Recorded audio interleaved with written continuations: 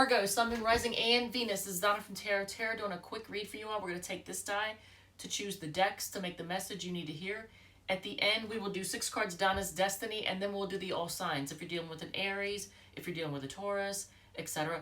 If any card repeats, I will point that out in case that's something you need to hear. If any sign repeats, I will point that out in case that's confirmation of someone you came here to hear about. If it resonates or you like it, feel free to hit the like button. There is a playlist called Random with deck reviews in it, and I think that's it. So let's roll. When I did the Leo reading, that was a pitiful roll. When I did the Leo reading, and I'm not doing Healing Light Tarot, so we're gonna do it again. I actually started off saying, "Hey Aries." So if you have any placements in Leo and you watch that one, you'll notice it starts off saying, "Hey Aries." So that's why I said in the title, Leo may be dealing with an Aries. Because I don't know. All right, so we are doing Light Seers deck. So this is the deck we're going to use for your first spread. This is one of the ones that I have reviewed. So what spread are we using? Or what spread are we doing for the first one? Let's see what's the first one. After this, I think I'm going to do a couple of smackdowns, but since it's Monday, we'll call them Monday Mix It Up or Mix Ups or something like that. Mess Up, I don't know. Something like that. Do a couple of those. All right, so moving forward. All right, so for some of you all, you're trying to move forward in your life, move forward from a job, a relationship, or something. And it has something to do with things being equal or balanced. Keeping things in balance. Yeah, keeping things balanced. There's a focus on balance. All right, so let's see. We're going to shuffle real quick, and then we'll do, let's see, the first card is going to be, how do you start the process of moving forward? All right, well, that is signified by focusing on your stability, your money, your resources, making sure you're financially stable. This is how you move forward. You make sure you're financially stable. So I don't know what the situation is you're trying to move forward from. What emotions do you have to fully feel before letting go? Move on. Move on. 6 of Swords is like the card moving on. You got the emotions you need to feel. The feeling, the emotions of moving on, moving forward, moving away from someone or something. Whatever it is. Something that is influencing your decisions. Ace of Wands. So I always feel like normally Ace of Wands would be like a sex card, and it would be you're moving on because you're attracted to some, you're interested in somebody else physically or something like that. But in this card, if you look at this card, I almost feel like you have a burning desire to connect with like spirituality, God, the universe, the divine, whatever, the creator, whatever it is. But you have, a burning desire to connect to that which connects all of us, or connect with your inner wisdom, your inner self, to go within. Something that, I'm sorry, a quality you possess that will give you strength. So this is the King of Passion, regardless of gender. Something a quality you possess that will give you strength, confidence. Because look at this guy. Tell me he isn't confident. Look at him. He exudes confidence, right? So you have confidence.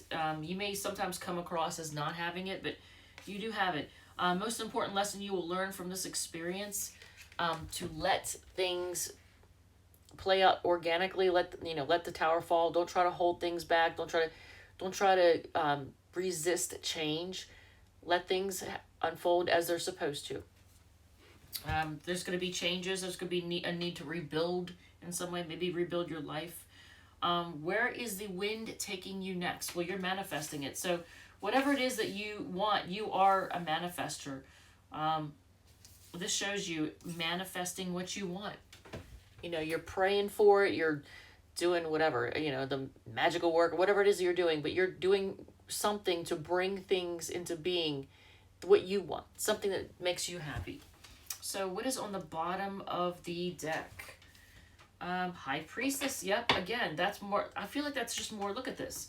If this doesn't show connecting to like a higher source, I mean, doesn't it, it's all about connecting. All right, so I feel like it's almost telling you to go within and connect with yourself.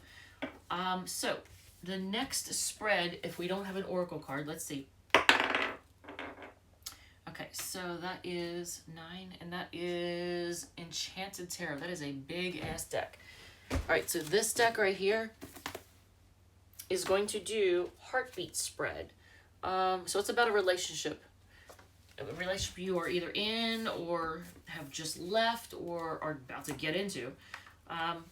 The core energy of it's a 5-card spread done with the Enchanted Tarot. It is a big deck. Let's see. On the bottom, you have the High Priestess.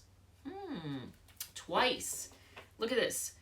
So that's a Cancer card. So you might have Sun, Moon, Rising, or Venus in Cancer, or you might be dealing with somebody with Sun, Moon, Rising, or Venus in Cancer. This has to do with being kind of quiet and keeping to yourself and having secrets, possibly knowing secrets, knowing the secrets of the universe, being wise, having a lot of wisdom. So what is the core energy of this relationship that you either had or have or are about to have? What is the core energy of this relationship? One more time. That's good. All right, so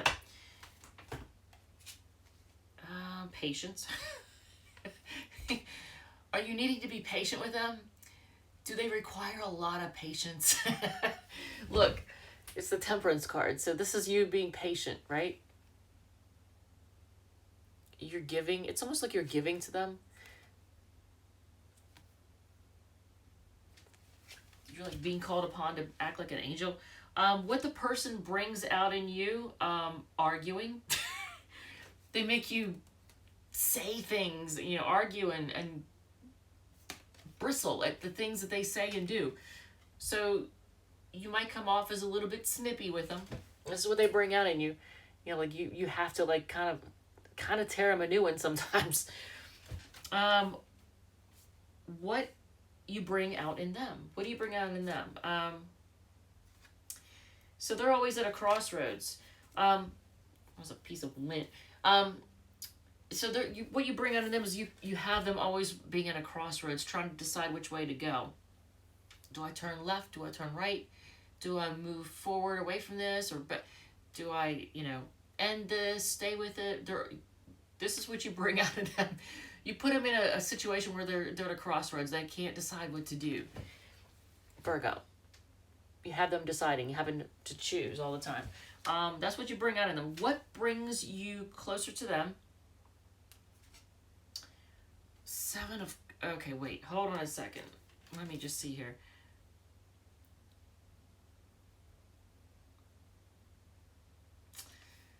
So, what?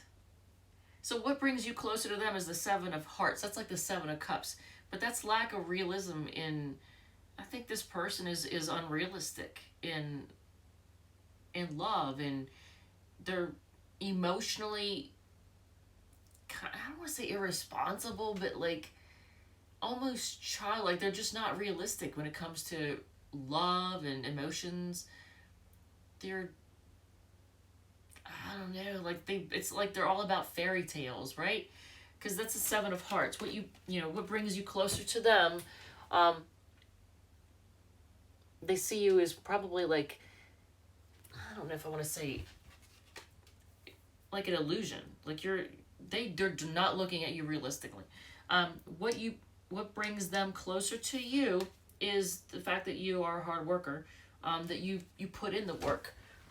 You're not a slacker, and they like that about you. You're not a slouch. So that's what brings them closer to you. But let's see what's on the bottom of the deck. We have Ace of Wands. Ooh. Okay, so there could be a focus on passion, passionate pursuits. So there could be, I feel like the two of you may be really passionate towards each other and enjoy sex. So, that's nice. You're physically compatible. All right, so I'm not going to do the 3-month outlook. I actually should probably do a series for that, shouldn't I? I probably should. So the final one we're going to do is, it's going to be a fluff one. But let's see if we have a oracle card first before I do that. 22 is Psychic Tarot of the Heart. Okay, no. So we're going to use this deck. All right. Knock a couple things over in the process. Disaster. Danger. All right. So this deck, I'm a little OCD over here.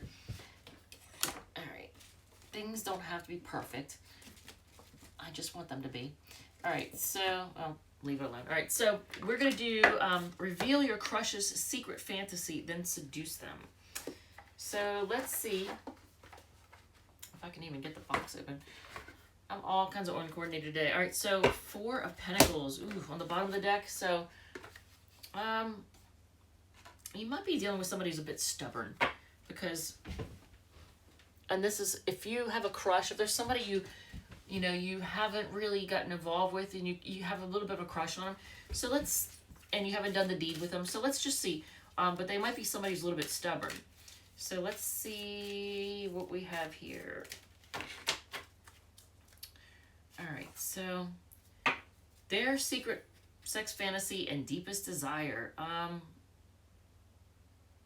to be in control. They want to be the one in control. I don't know if that's like a BDSM thing or bondage. I don't know what, but they want to be in control. They want to be in charge. They want to call the shots. That's what they like. All right, so seduce. How to make your crush powerless to your charms. And that is also, well, act single. That's interesting. Act like you're unbothered, unfazed. Like you're good all on your own. Like you don't need them. That's interesting. So they'll be like you're good. You can stand on your own. You're good on your own. Because that turns them on. It's like, ooh, I gotta have that person, right? How to make them powerless to your charms. Sexy potential. You and your crush in bed. Well, things are gonna happen very, very quickly. I can tell you that. Because it's like the 8 of Wands. And that 8 of Wands is definitely a card of things being very quick and fast. But successful growth, you know. Take that however you meet, you know, however you want. So 2 of Pentacles. Hopefully this isn't somebody who's a juggler. That's the only thing. Because 2 of Pentacles is a card of balance. Having things balanced. But it can also be juggling. But in this particular one, it might be somebody, they could have Libra energy because they like things balanced as well. So they like to be in control, but they like things balanced. All right, so 6 cards down is Destiny. I don't know if this has resonated at all, if it made any sense. Feel free to let me know. Like it, comment, whatever. All right, so Virgo, 6 cards, and then we'll do the all signs. They think you can do much better. You're dealing with somebody who has a really shitty self-image. Look at this. They're kind of down on themselves, you know? What else? They are losing sleep over this, but it's sideways, so maybe not so much anymore. But I think they also have a little bit of commitment issues. It says they want to lock you down, but that's in reverse. Apply for the job is in reverse. Did we do? I don't think we did a job one, right?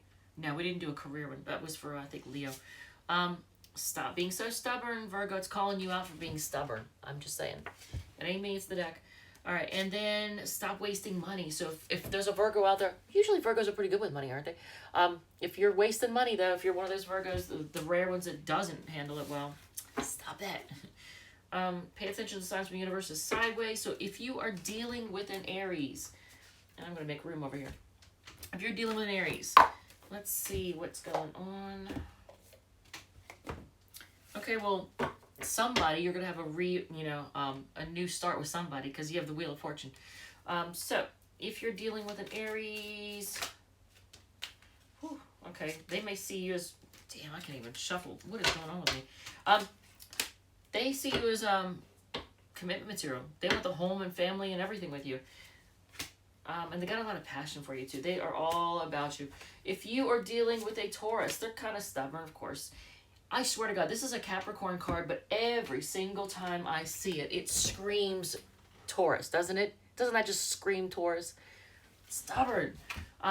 So they want to hold on to you. They're very stubborn, but they want to move forward. If you are dealing with a Gemini, they want a new start. They may want to have children with you, but they definitely want to grow with you. If you are dealing with a Cancer, they're kind of holding back and just focusing on work right now.